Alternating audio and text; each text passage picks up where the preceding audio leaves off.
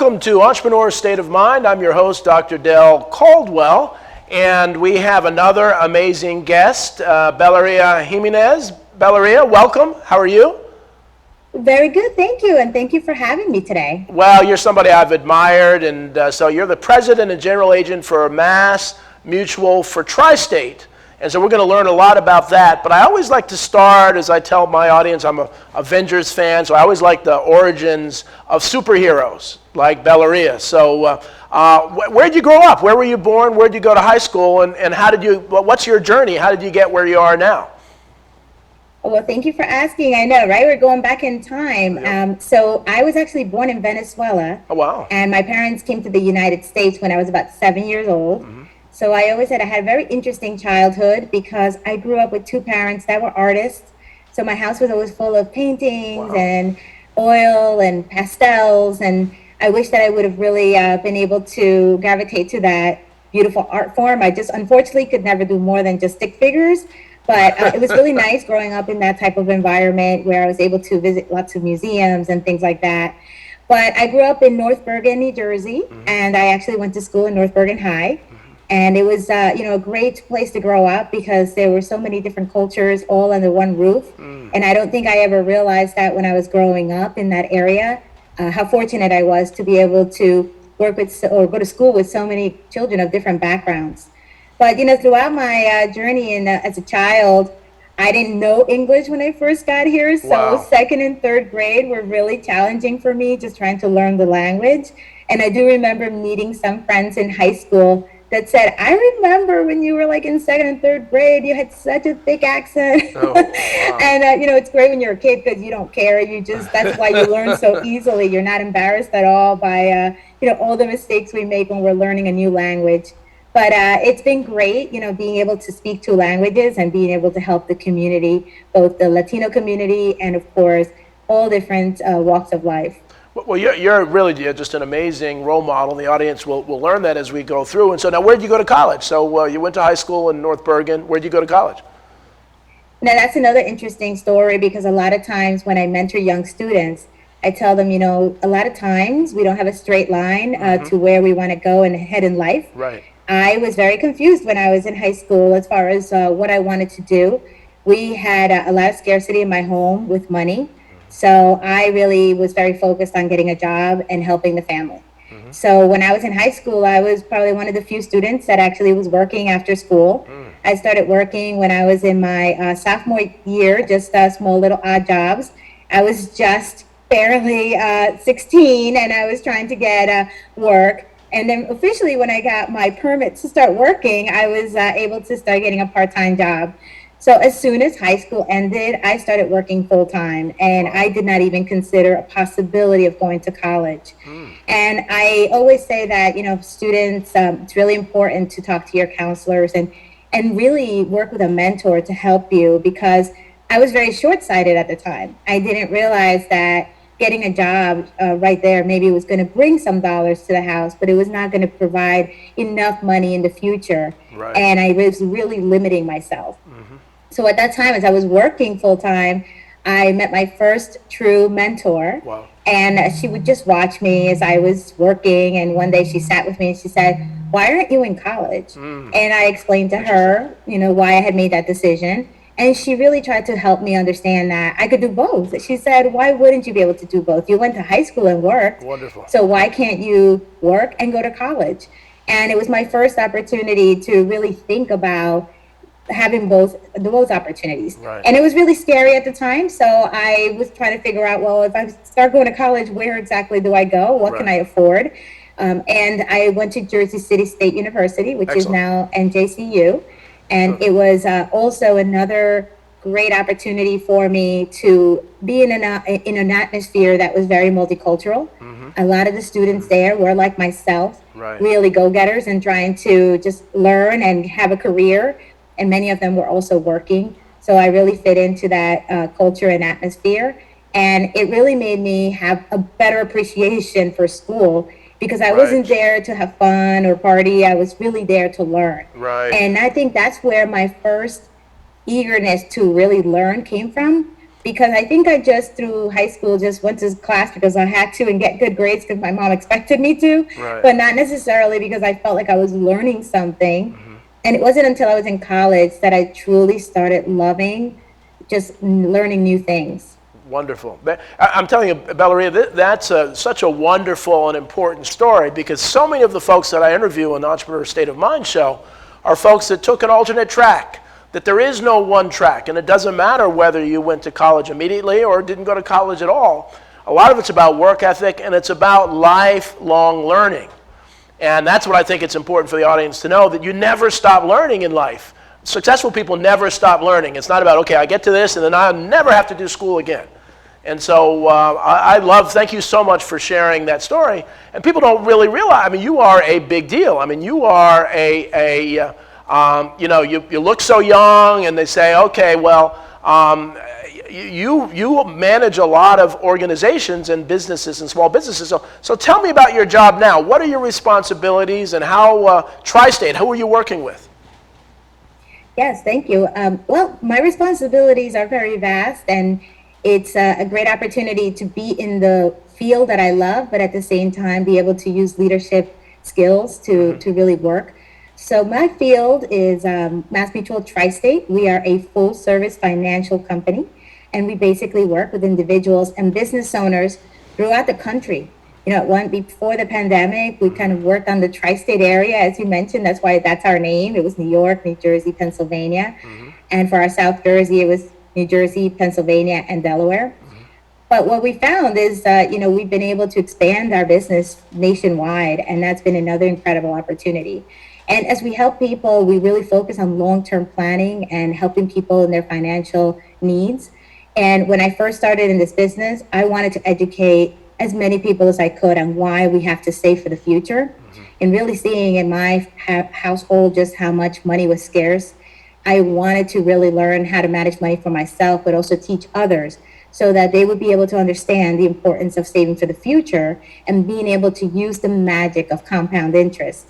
And throughout my journey in this business, I have found that we're never fully prepared. There's always people that need our help. And this pandemic showed us even more so why even people that have businesses were just not ready to be able to be properly ready for the unexpected. So this has only provided me more fuel to go out there and help people understand the critical importance of saving for the future.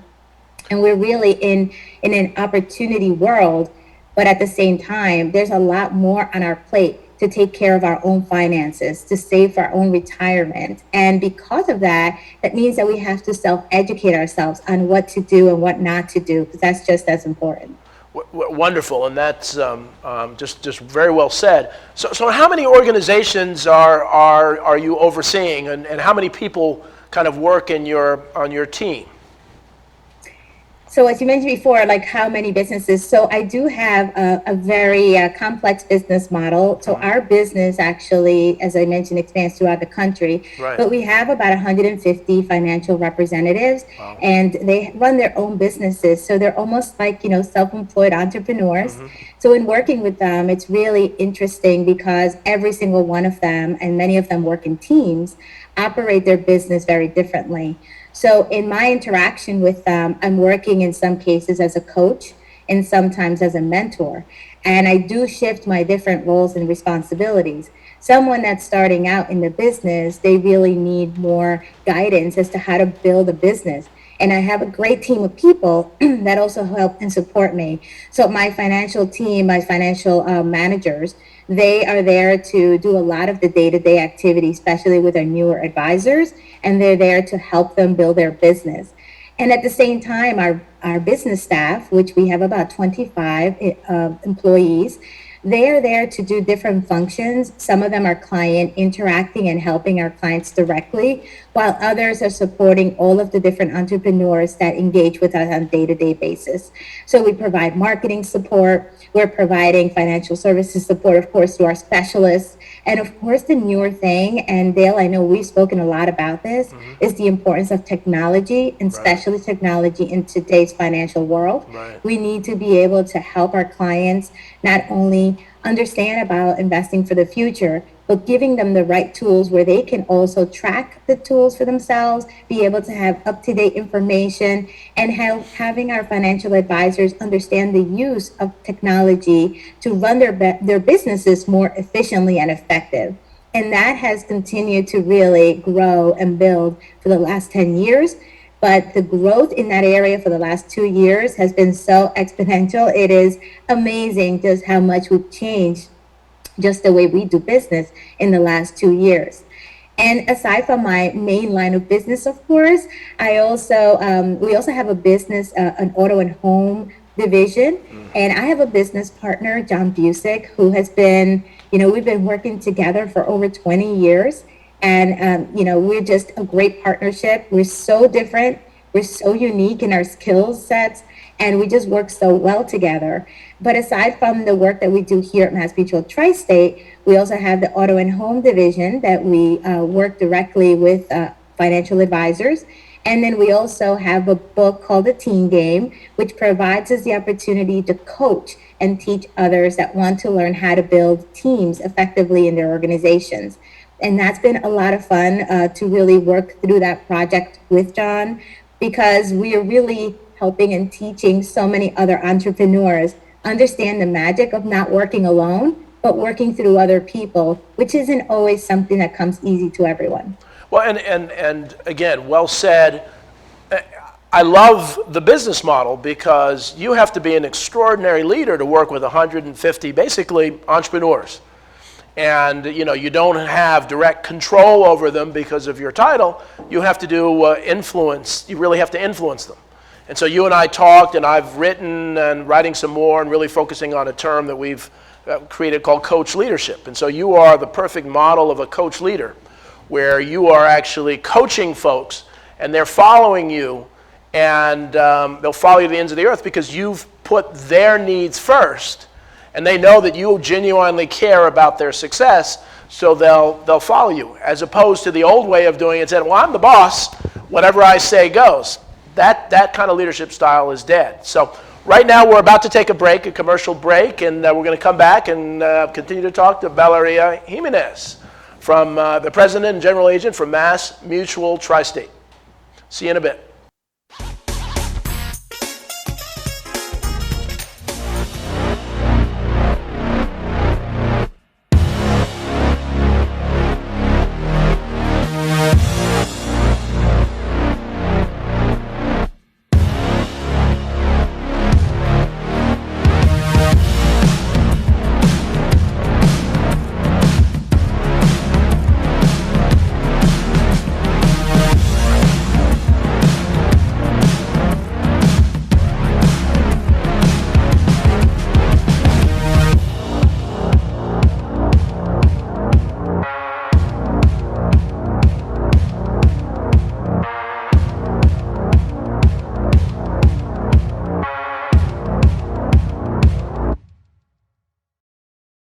So, I'm kind of new here, but I've noticed a trend.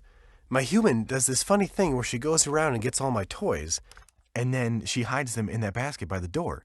But it's always the same basket, and it's always in the same place.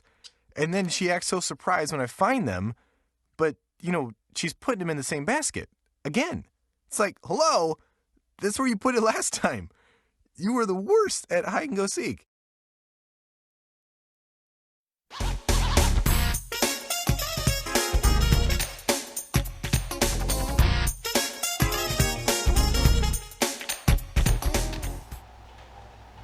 Welcome back to Entrepreneur State of Mind. I'm your host, Dr. Dale Caldwell, here with Bellaria Jimenez, who I've gotten to know over the last few years, who really demonstrates the entrepreneurial state of mind in so many ways. But what's unique about her, she does it in such a humble way that people don't really oftentimes understand, how successful she really is. And I think that's part of the key to your success. Would you say your humility is one of your secrets, Bellaria? I guess I never thought of it that way, Dale, but I've always said, when you go into a leadership role, you can't be the most important person in the room. You're there to support everybody else and make sure everybody else is successful, and that's how I've always viewed my role. And I know in the times that we've gone through significant change in our organization, the one thing I've always reflected back on is that at that moment when change happens, I'm never thinking about myself. I'm always thinking about the people within my firm and how am I going to help them and what do I need to do to make sure that they're okay? What are the things that need to happen? And the beginning of the pandemic was an example of that. As things were starting to close down and shut down, my first thought with my business partner was, what are we going to do to make sure that everybody feels safe? We worked on a very strong communication plan, and we really worked on how do we help everyone maintain their jobs and that they feel that they're safe and secure when they come to the office when it was appropriate for them to do so. So I think that's one of the things that when I think back on what I've learned in school and in my MBA, we always learn all of the practical things about running businesses, all of the numbers and all the things that we need to know. But no one really teaches you about leadership and how you communicate with your team. At the end of the day, what I've learned throughout my years of leading people is that you can have all the great systems in place. You can have all your numbers perfectly on a sheet of paper. You can have the best business plan and it can have all the bells and whistles. But the people are the ones that need to run it. And they're the ones that actually need to execute on it. And if you don't understand how to communicate to your people what you're looking to do and what that mission and vision needs to look like, then that's actually going to be a very difficult business plan to actually come to fruition. So part of that, I think part of that learning process is understanding that every person is unique and different in how they're motivated and how they learn and how they grow. And it's very difficult, to have 150 different plans for each person in the firm. But when we work in teams, that becomes an easier process to deliver. Because as teams, the teams have something unique about them that is very similar in nature. And each team, although it's different, unique people working within it, have a common vision and goal. So it makes it easier for me to communicate through that teaming process on things that need to be done. But I've also learned, Dale, that when you're leading people, the most important thing first is to help them personally. And I know in this last 2 years has been a great example that before we get to numbers and business plans and all that, it's making sure that people feel okay, right? That they feel good, that they feel that they actually have safety. And it's never, everybody has problems. No one is perfect, right? Everyone has something they're dealing with. And what I've always found is that when you're at work and you're with your workmates, this is a great place to disconnect sometimes from the things that we still have to face when we get home. So we always want to make that a priority and always be here as, just to support everyone in the best way we can. Well, wonderful. As a woman in this leadership position, what advice do you have for? I have a 16-year-old daughter who's applying to colleges now, and a lot of young women look up to you as I'd love to have her job in charge of 150 small businesses. What advice? What do you know now that you wish you knew when you were a young lady entering the business world? Sure. There are. I've been asked that question before, and I know that when I started in this business, I never looked at my gender as an obstacle. What I looked at was my lack of readiness in the role, right? And how do I get myself ready? And I think sometimes that's where I found the obstacle, because as I was trying to get better at my position, I found that I was in a very male-dominated world, and I was having difficulties trying to find the right way for me to learn. The way that things were being taught was not necessarily the way that I was taking in that information to better grow and put myself in a better position. I was not really understanding how that system that they were using was going to really fit for me. So what I found very early on is that I would take information in general terms and say, okay, how is this being done and what's the key to the success? And then I would really reflect upon myself and say, okay, with who I am and my skills and my abilities, how do I actually make this work? And I think for many women, we tend to really have self-doubt and lack confidence that our way of trying something, even though it's different and unique, could still work. And it's just having the confidence to say, I'm going to try something a little different. And I remember very early on, I'm very petite. I'm only 5 foot tall, but I would walk in and say, I'm going to try a different way of prospecting. I know you all do it this way, but I want to try this. And I always had a very supportive leadership team that would look at me kind of strange and be like, all right, well, you try it. If it doesn't work, come back, because this is the way we've always done it. Right. But at least they gave me the opportunity to try something different. And a lot of times that's the best way we learn. It's trial and error. It's understanding what did we do wrong. And we learn from our mistakes. And I really learned throughout these years and just listening to other entrepreneurs that talk about their failures, that we have to fail, and we have to fail often for us to learn. And every time I failed at something, it doesn't feel good. No one's going to sit here and smile and say, oh, it's great to fail. It really doesn't feel good. But understanding what you did wrong and getting back up and saying, let me try this again, that's where the true courage comes from. Right. And that's how we grow and get better and continue to develop. And I always say to myself, like my own little personal mantras is, that I need to always be growing, and every single day I need to be improving. And my goal is always to improve 1% every single day. Yep. There's small little baby steps. But if I'm not growing and improving, then I'm not helping everyone around me that's counting on me. Well, and there's so much in what you said. I think, first, one of my favorite things to say is that, I either accomplish something or I learn. I never fail, right? You never fail. And I like the fact that you always did things your own way. I've seen so many people, women, people of color, try to be somebody that they're not because they think that, well, he made it by doing it this way, I'm going to try to do the same. And you really have to be yourself. And as I said, you are one of the nicest people that I know, and yet you're one of the most successful people that I know. And so it's a great combination that you can actually be nice and successful, but innovation is important too. And the fact that you were innovative and they let you be innovative really helped catapult your career. So now I talked a little bit about coach leadership. And I know are there some tricks that you have for kind of coaching folks? What if one of your agencies is struggling, and how do you coach people? How do you really help them be the best that they can be? Well, going back to, as you mentioned, my own self, knowing how I learn and knowing that I like to try things my way, I would be really foolish to think that that other people don't feel that way as well. And I know a lot of times you can tell someone, hey, here's the recipes for success. There's so many books out there, right, that people will claim to say this is the recipe. But if you don't do it, then it's not going to happen. Right. So what I really try to do is just ask a lot of questions and really get people to self-reflect, because everyone knows the answer. It's just understanding that you have to accept it. Okay, I understand I did it this way, it didn't work. Okay, what did I learn from it? So there's a lot of reflection. It's just asking a lot of questions. And I do it really in a genuine way because I want to learn more about themselves and what happened. And throughout that process of conversation, people kind of come up with their own solutions. And then what I do is just try to help them then build structure around what to do to be able to make those corrections. Because many times everybody has a lot of excitement and enthusiasm. And when they fail at something and they reflect back, they realize that maybe they just didn't have it properly structured. Right. And they didn't really plan it out correctly. So many times, as you mentioned, they're all learning opportunities and we learn from things. And I know I've heard many entrepreneurs say, a lot of times whenever you do something for the first time, just realize you're going to be really bad at it. Right. As much as you want to be perfect at it. It's your first time. It's never going to be good.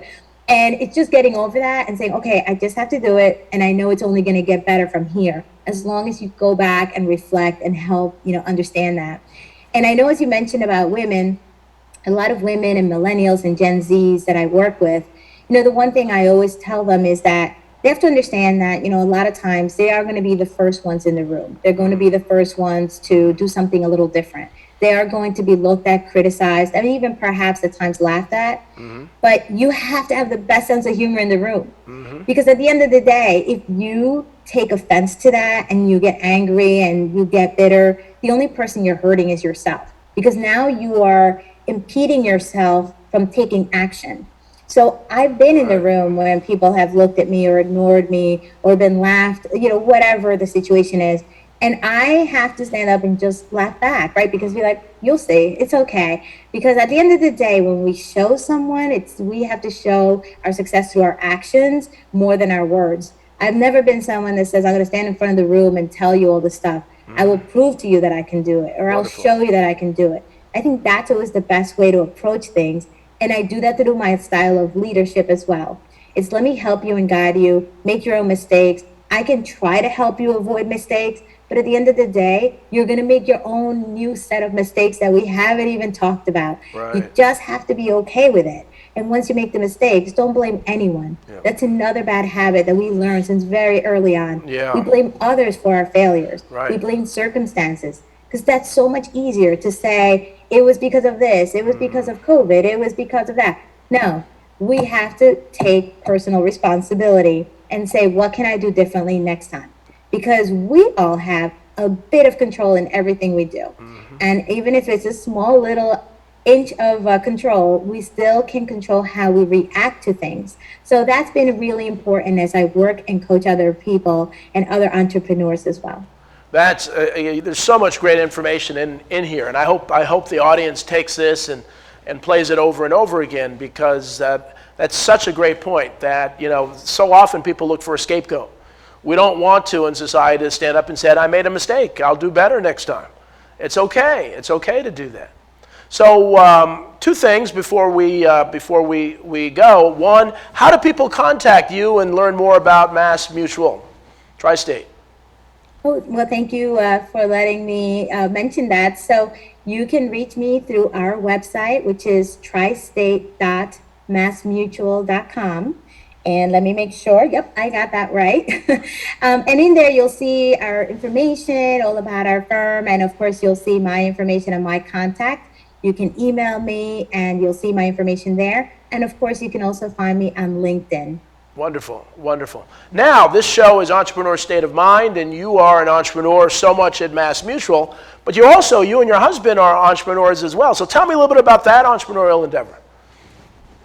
Yes, so we are definitely entrepreneurial in spirit, and I really got that gene from my father. My dad was always exploring, even though he was an artist, he had this business mindset, and he always wanted to do something new. Right. So about 2 years ago, my husband and I said, hey, what do we want our next 10 years to look like, and what kind of house do we want to be in? Wonderful. And as we went through that process of figuring those things out, we really wanted to explore what we wanted to show our son and how we wanted him to grow up. And being in New Jersey, this is such an incredible state. We have a little bit of everything here that we can explore. So we decided to move into a farm, and for the last 2 years, we've been getting our farm up and running. It's called 10 Acre Farm. Nice. And we at our farm have all different kinds of produce that we're starting to, grow and produce. And our main staple is eggs. So it is, such a great way to not only show our son about a healthy way of living and a healthy way of eating,